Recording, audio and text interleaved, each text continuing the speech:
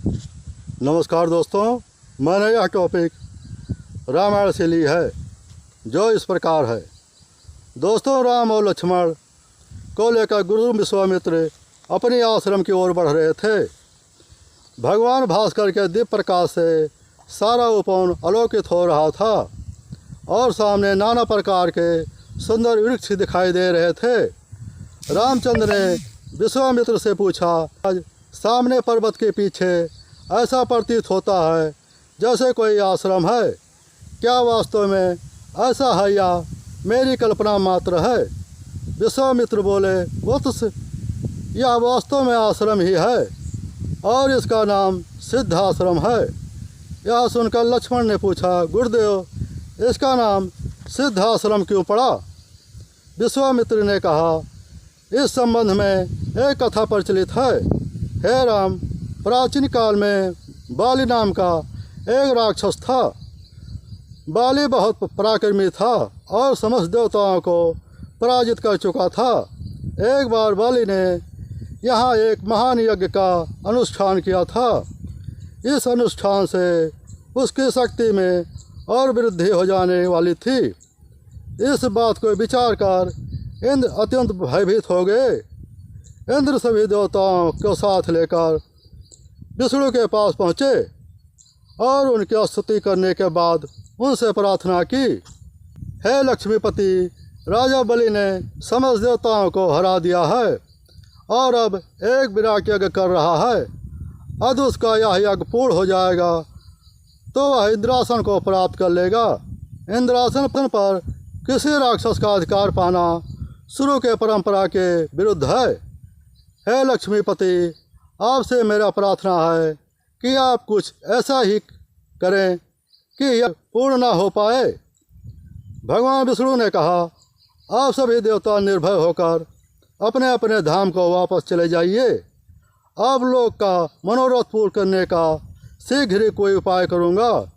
देवताओं के जाने के बाद विष्णु वामन बौने का रूप धारण करके वहाँ पहुँचे। बौने रूप धारण किए भगवान विष्णु को देखकर राजा बाली बोले, विप्रवर, आपका स्वागत है। आज्ञा कीजिए, मैं आपका क्या सेवा कर सकता हूँ? भगवान विष्णु बोले, राजन, मुझे बैठकर भगवान का भजन करने के लिए सिर्फ 2.5 चरण भूमि की आवश्यकता है। इस पर राजा बलि ने वामन को 2.5 चरण भूमि नापने की अनुमति दे दी।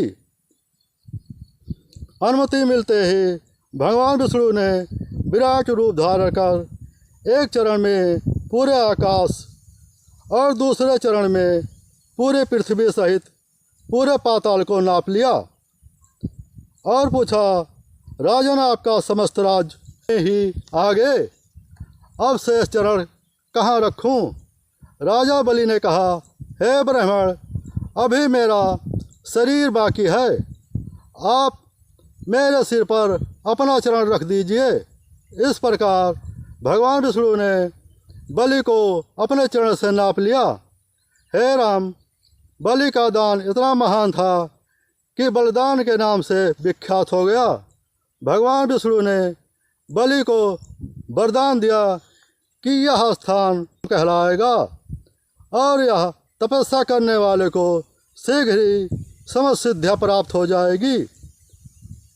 उसी समय से यह आश्रम सिद्धाश्रम के नाम से विख्यात है और बहुत से ऋषि मुनि यहाँ तपस्या करके मुक्ति का लाभ पाते हैं।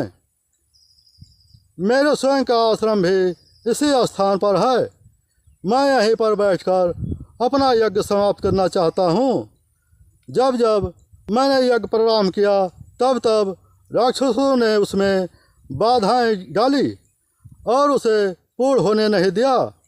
अब तुम आ गए हो और मैं निश्चित होकर यज्ञ पूरा कर लूँगा।